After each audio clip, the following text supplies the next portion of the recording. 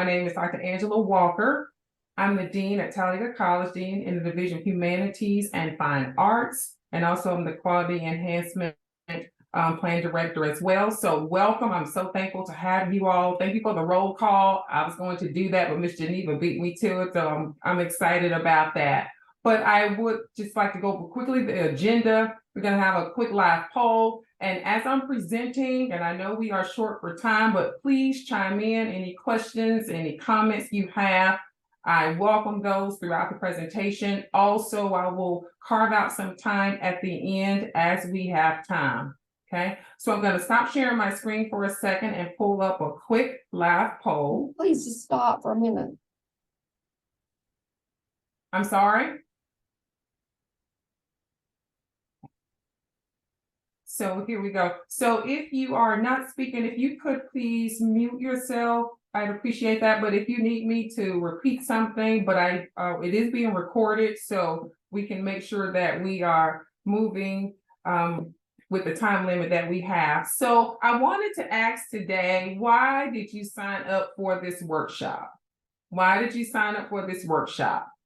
And you will go to menti.com. I don't know if you can see it on your screen. You will go to menti.com and the code is 8584. 6926-8584. So if you can go ahead and do that for me real quickly, I'd appreciate that.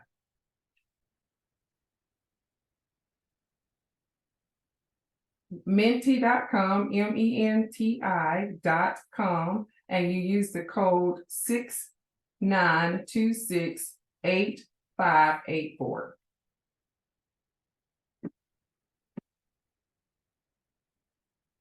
I'll give us a couple more minutes. MENTI.com, menti.com, and the code is 6926-8584 to learn strategy. Wonderful. Anybody else want to participate? Maybe one more person. Here we go. To learn hybrid strategy. Thank you. You can continue to complete this, and I can share it with the Teaching and Learning Center after this workshop, and they can send it out, blended strategy. So I'm going to pull my presentation back up. Thank you all so much for participating. That.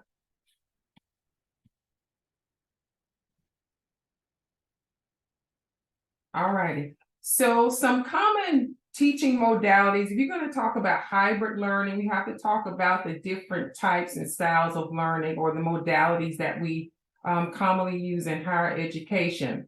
And those are the traditional. That's where the professor's in the classroom with the students sitting in chairs, right? The online and virtual, that could be 100% online. It could be online synchronous and asynchronous, or we'll talk about that. High flex is another option. We do not have that at our institution, but some institutions do, where the students register for the course, and from day to day, they can decide whether they want to be in the classroom, whether they want to be online synchronous, or they want to be online asynchronous. And that could change from one day to the next. It gives them just that much flexibility. But we're here today to talk about hybrid learning or blended learning. You may call it at your institutions. And when we're talking about synchronous, that means everybody is in the classroom at the same time, or they logged in all at the same time online. And asynchronous just means that the students have flexibility to complete the work. They have a deadline, maybe it's 1 week, and everyone works at their own pace and just make sure that they meet that deadline. So blended learning is not new. It goes back to the 90s. I didn't even know what online teaching was in the 90s, or anything like that. But you may remember some of these popular shows from back in the day. So blended learning is not new. As I said, it goes back to the 90s. But for our discussion today, and I know hybrid and blended courses may look differently depending on your institution, but for the sake of our conversation today, and I do want this to be a conversation, I am talking about blended, meaning face-to-face learning. You have one group of students and they are face-to-face at a certain day, certain time. And that same group of students will work online. They will not synchronously, they will work asynchronously. Even at our institution at Talladega College, we don't have any synchronous courses. All of our online courses are basically asynchronous, and if students work online in hybrid areas, it's also asynchronous. So for the sake of our conversation today, I'm talking about one group of students, and those same students are in class, or those same students are online. And online could mean your LMS, it could mean discussion boards, it could mean video conferencing. We use Canvas here. If you'll drop in the chat for me some other LMSs that you use, or if you use Canvas, if you would drop that in the chat for me, I'd appreciate that. That would be helpful to know as well. So why blended courses? It gives you the best of both worlds. If you'll take a look at the graphic, it's this one student and she's sharing the chair. She's online in her kitchen, it looks, with her pet cat, but she's also in the classroom with her peers, raising her hand to ask a question or to make a comment. So blended courses give students and the institution too just the best of both worlds. So what are some additional pros of blended courses? Just mentioned flexibility. We're giving students options. Our students enjoy options. As a professor, I enjoy options. Convenience. You saw the student just reaching out, and she's in her kitchen, right? But she's also in the classroom. It's convenient for students who play sports. They may be traveling. We have adult learners who work, who have families. They appreciate that. Personalized self-directed learning. When students are online, it gives them an opportunity. For example, if you put up a lecture or some video, they can rewind it, they can play it back as many times as they want to. So it gives them some personalization as well as some self-directed learning. You'll find some students will complete the whole module and do a great job 1 day, 2 days. Another student may take the whole 7 days, and that's okay. It's based on them and their learning preference. Caters to various learning styles and interrupts monotony. They're in the classroom, they're online. It just breaks up the humdrum day to day, brings a little excitement and freshness to the class. Diversity in learning modalities, as well as diversity with learning styles. You're able to cater to students from all learning styles. Think about it. Enrollment. How many of our students are adult learners or have obligations and commitments outside of the classroom, and they can't be here Monday, Wednesday, Friday? So this gives us an opportunity to enroll students who would otherwise not be able to be in college because of the schedule just being too rigid. And so it gives our students some flexibility, but also it helps our college enrollment. Self-directed learning, it depends on your student population as well. And I kind of mentioned this, some students are very self-directed and they do want those options. And also, we live in a high-tech world. We've got to prepare our students and continue to prepare them for a global workforce. That's part of the mission here at Talladega College. And so those are some of the pros and benefits of a blended course. But the other side of the coin, I'm not going to say these are cons, I'm just going to call them challenges. So some challenges with incorporating blended courses. Number one, course design. The faculty member has to be extremely intentional about the course, meaning creating a sense of belonging, meaning that it is organized. Students know exactly where to go. For me, for example, my syllabus, I put it in 2-3 different places. Just try to make it as simple for them as possible. So course design does matter. If the course is not organized, students are going to be confused. They may get discouraged. So you want to make sure that course design, and the backward design method is one of the top methods where you design the course with the end in mind and build your course and everything around your course objectives, but course design, that goes into content as well as just the visual piece and aspect and navigation of the course. Technology users matter. This is one of the challenges with blended courses. Everyone's tech acumen is on a different level, right? And so it does matter. And I'm not just talking about students, I'm talking about faculty as well. So the technology users matter. Also, technology access matters. You may have a student who does not have stable Wi-Fi, or they live in an area where they don't have any Wi-Fi at all. And I have had students sign up for courses, and that's part of that advising piece, where they didn't have what they needed to be successful in the course. And all of that needs to be taken into consideration. But technology access matters as well. Technology hiccups, we had them today before we started this workshop. They happen, there's no way around them. They happen. And technology support. Sometimes it can be intimidating contacting technology support. And I'm talking about technology support, for example, outside your institution. We have IT staff here, but after hours, we may use Cengage or Canvas, and we need to reach out to them. And sometimes there may be a wait. And so that could be a challenge where a student may just say, well, you know what, I've been on the phone 5 minutes, 10 minutes, I don't have time.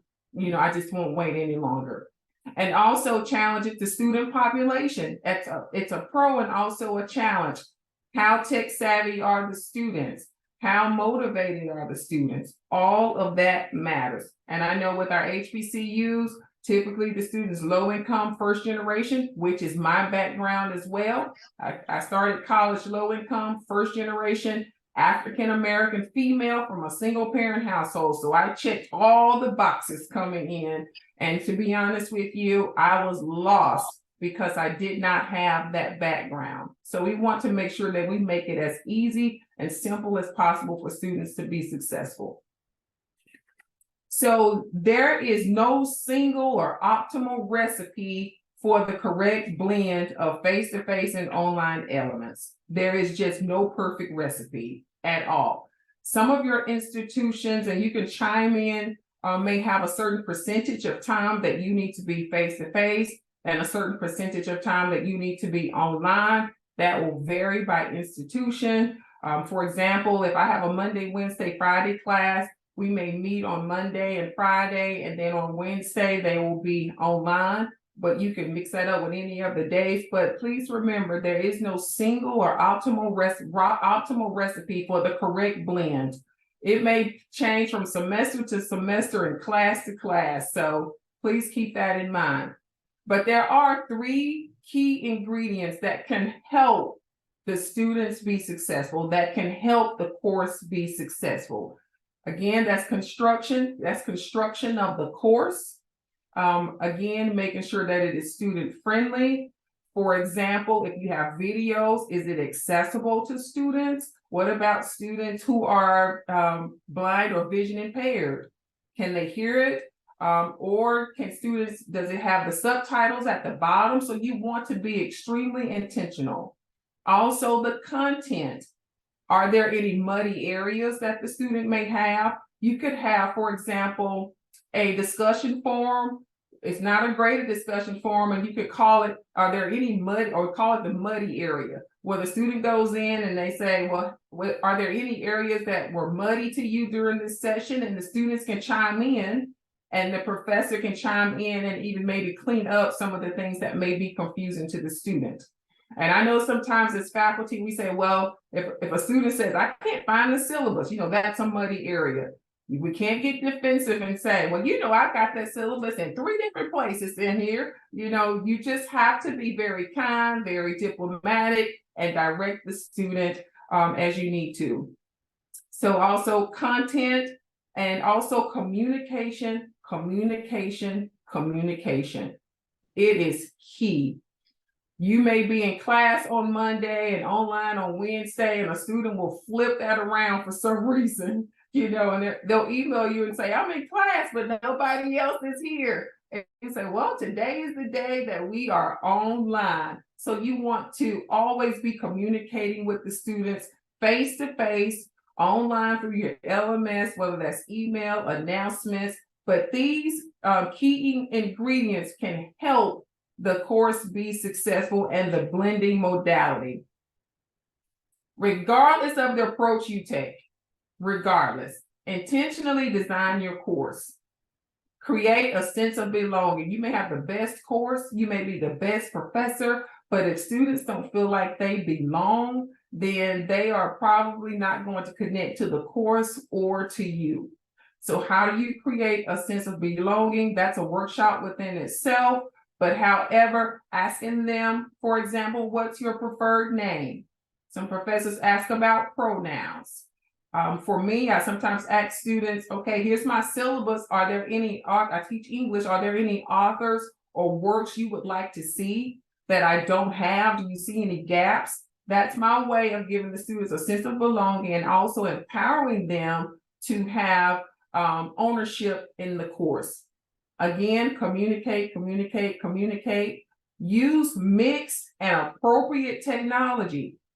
Just because all of these great technologies are out there does not mean that they are meant for your course, or that does not mean that they're meant for your discipline, or they're not meant for your class.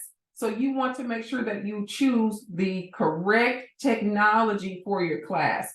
I try to incorporate at least one new technology each semester, or try at least one new one each semester, instead of getting overloaded or feeling inundated because there's so many technological tools out there. So I try different things, and some may work, some may not. Some may work with a certain class, but not another. So make sure that you have appropriate technology.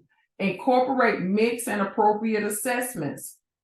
All students are not test takers. I wasn't a test taker, but if you give a student an opportunity, for example, to do a video, to do a speech, to take an objective test, it gives them a better opportunity to be successful. Where one student is like, I hate doing videos, but I love to write. You want to have a good mix of assessments. Your assessments should be as diverse as your students and their learning styles. It cannot just be exams. If it's just exams, you're going to miss some students who are not test takers.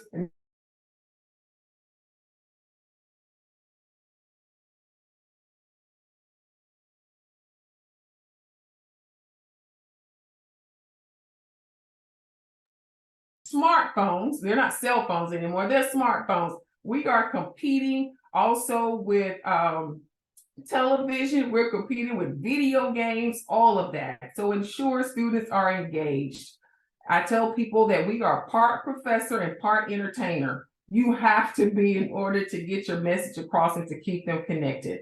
Consider your institution's culture and policies when you are selecting your approaches.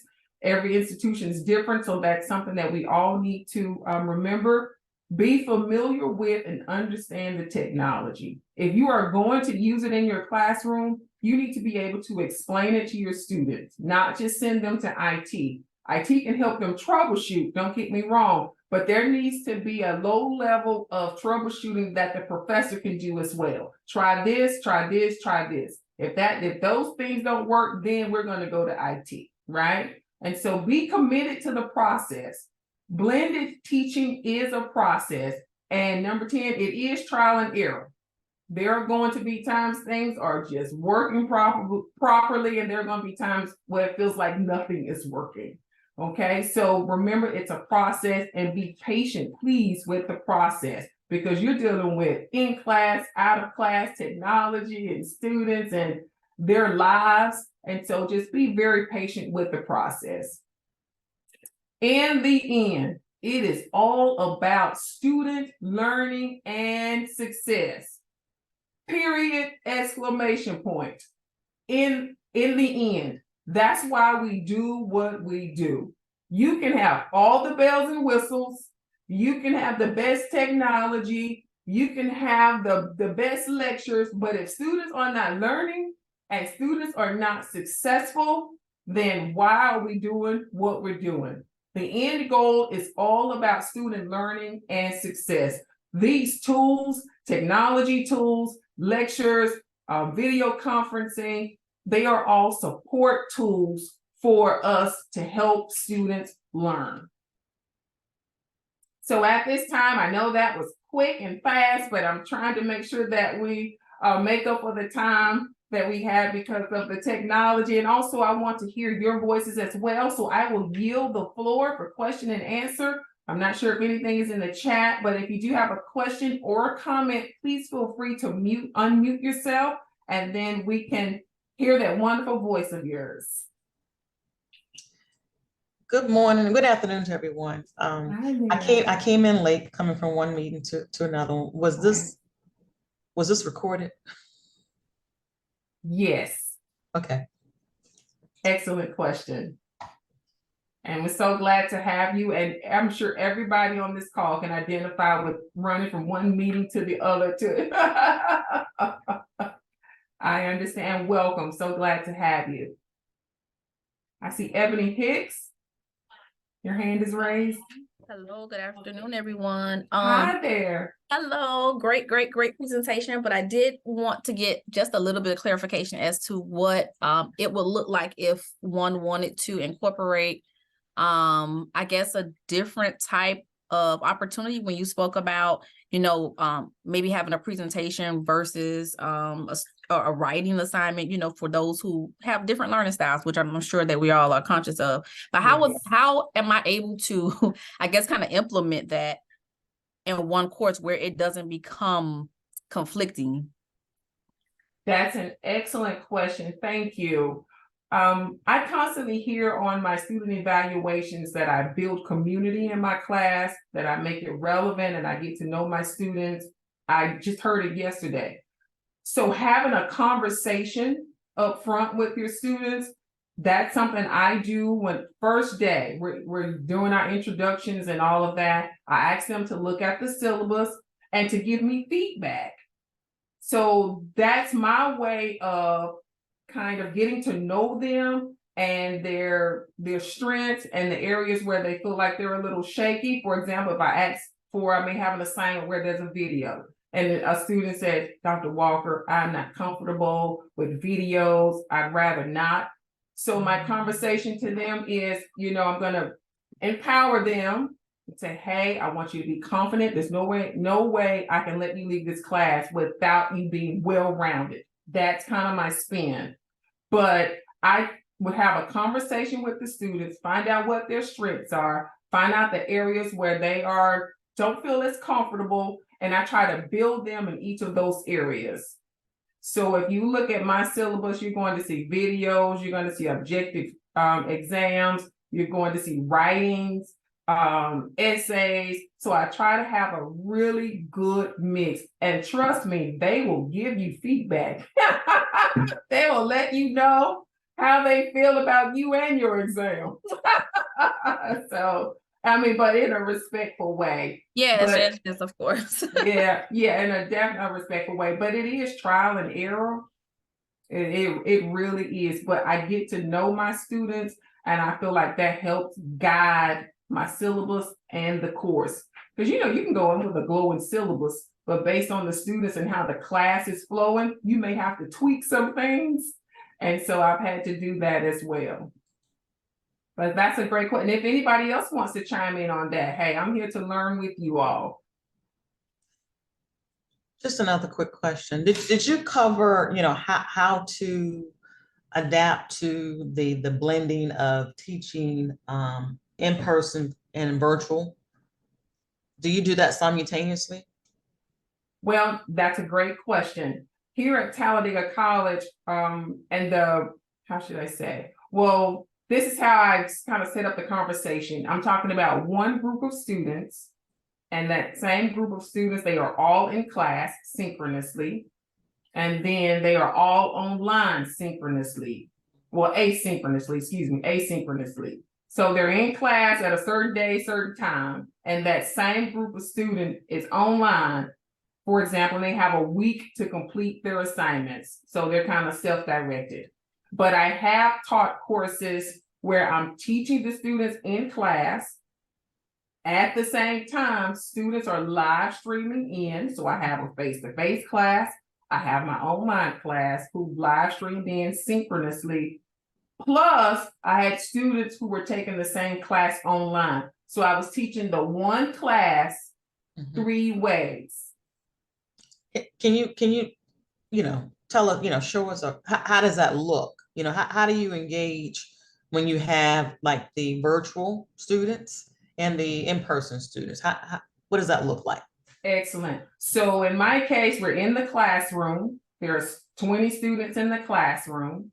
I have my laptop with my technology. And so my students online, I've given them the link, the login information. And let's say the class is at 10 a.m. They log in at 10, right? So I'm talking to the students in the class. The students online have logged in at 10. And it takes positioning yourself well too, because usually I like to walk around the class, but I have to adapt to the students who are online. So then I make the comment, I'm going to stand here today. Normally I walk around. I'm going to stand here today because I'm engaging 2 audiences. I'm engaging my face-to-face plus online.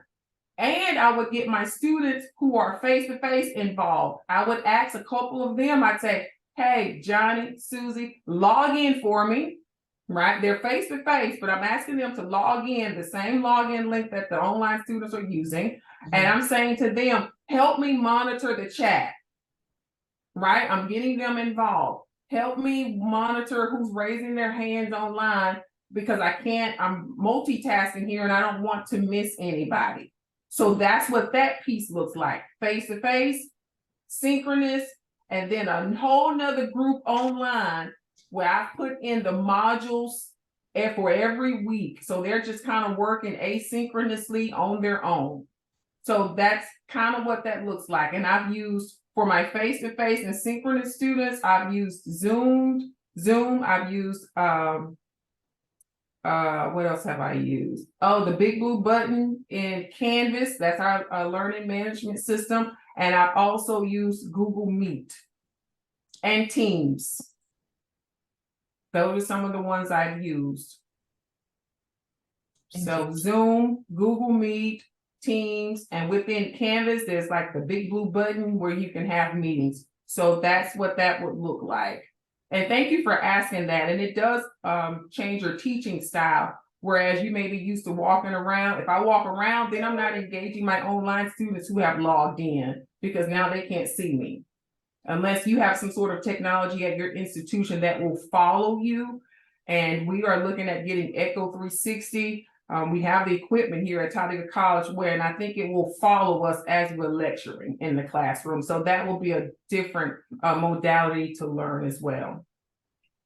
Okay, I see Miss Shannon, my Talladega College colleague, and I see Miss Ebony Hicks.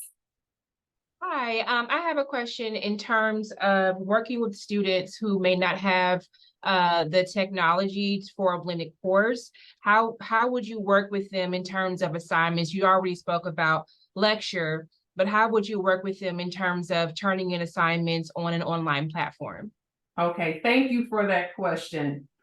My first day of class, and even on my syllabus, I put all the technology that is needed to be successful in this course. It's listed on my syllabus. I'm saying this class is blended. These are the dates that we meet in person. This is when we meet online, and this is what you need. You're going to need a laptop or a desktop. I also mentioned to them, for example, with Canvas, a cell phone is not the best tool for Canvas. See, I'm telling them up front, right? In case they need to make some adjustments with their schedule up front, if they need to get with their advisor, but I let them know up front. And also I refer them sometimes to IT, or even I'll call IT and say, hey, I have a student in my class. He or she only has a cell phone. May y'all have an extra laptop I can let this student borrow for the semester? I'll just reach out myself or walk over with the student or ask the student to call. Most times I'll ask myself or walk over with the student, and they'll usually have maybe not the best laptop, not the newest, but it's still good and it works well. So those are things that I have done, but you want to let them know up front. If a student takes me, I let them know, you will need to dedicate X number of hours to this course in person and X number of hours to this course outside of class. I'm going over that day one. You will need a tablet, a desktop, a laptop. You will need access to stable, consistent internet access all up front. But if I do have a student, maybe they start off in the class with everything they need, and then midway something happens, life happens, then I refer again to IT. If I'll try to see if I can find something for them, or I refer them to their local library, public library, which is free, or something like that, so that they will have what they need to be successful. So those are some things that I have implemented. If someone else has something else that they have done, I would definitely welcome that, because we do learn from each other. Great question. Ms. Geneva, do we see any other hands or comments, or how are we on time? Still on mute. We got about 6 or 7 minutes left. Okay, all right. Any additional questions in the chat? Okay, thank you. Anybody else? Or if you haven't spoken, I would love to hear your voice or your comments. Okay, anybody? All right. So Ms. Shannon, with the student or the situation that you've had, how have you handled that? I definitely referred them to the library, referring them to our computer labs. Also, Yes. I've opened up my office space as well, and given them one of my laptops that I've used, be it personal or a school issued laptop, just to give them an extra boost. I've also brought my laptop to class and allowed students to do assignments that they could not do in their dorm rooms or could not do in their homes. I've allowed them to bring, I've allowed them to use my own laptop so they can do their assignments in front of me. And that opened the door for opportunities to ask questions, a little bit of tutoring, just to give them an extra boost in the class. Okay, thank you. I appreciate that. But yes, the on-campus labs are definitely some of my go-to resources.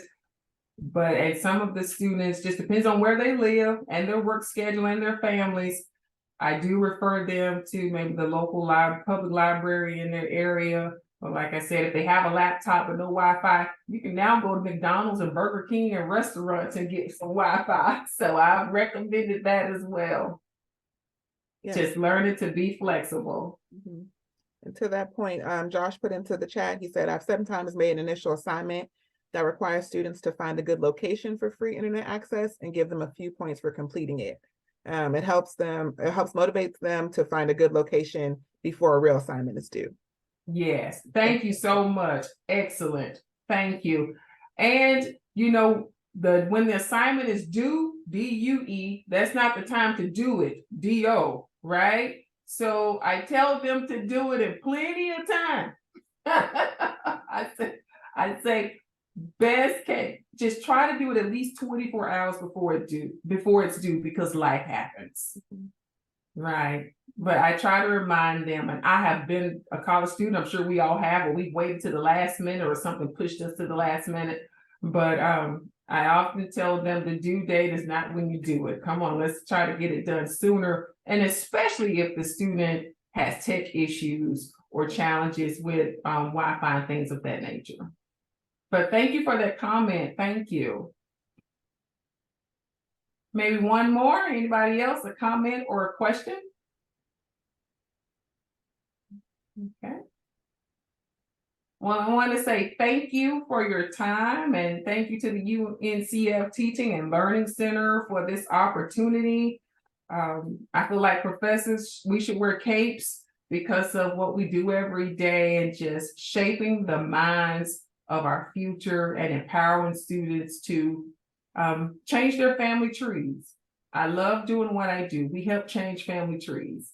And I'm so grateful for that and grateful for this opportunity. My name is Dr. Angela Walker. My email address is awalker@talladega.edu, awalker@talladega.edu. I'll be glad to connect with you, to speak with you further. I'll share any experience or any resources I may have. I'll be glad to share those with you all.